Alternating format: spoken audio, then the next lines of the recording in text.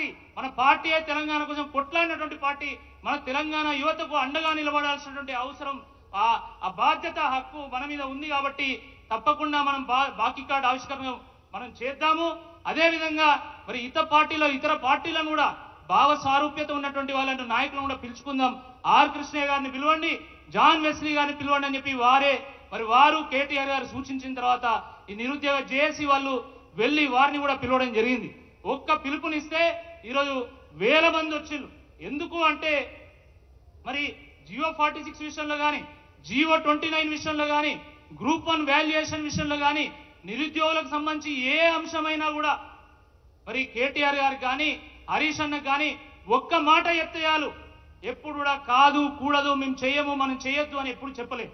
వాళ్ళకు కావాల్సినటువంటి సహకారాన్ని వీళ్ళు అందించడం జరిగింది. బీఆర్ఎస్ పార్టీ ఒక ఆఫీసు, ఒక జనతా క్యారీలాగా మారిపోయిందని చాలా చర్చ జరిగింది.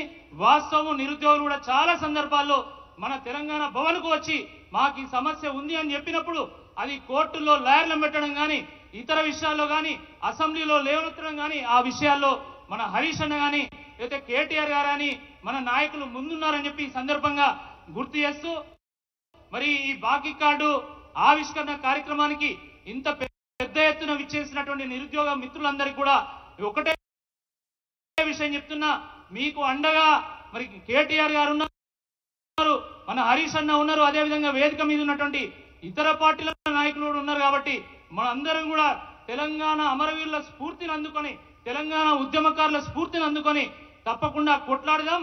తప్పకుండా కాంగ్రెస్ పార్టీ యొక్క మెడలు వంచైనా ఈ హామీలను నెరవేర్చుకుందామని చెప్పి తెలియజేస్తూ ఈ గొప్ప అవకాశం ఇచ్చినటువంటి ఈ నిరుద్యోగ మిత్రులందరూ కూడా నేను పేరు పేరున ధన్యవాదాలు తెలియజేస్తున్నా.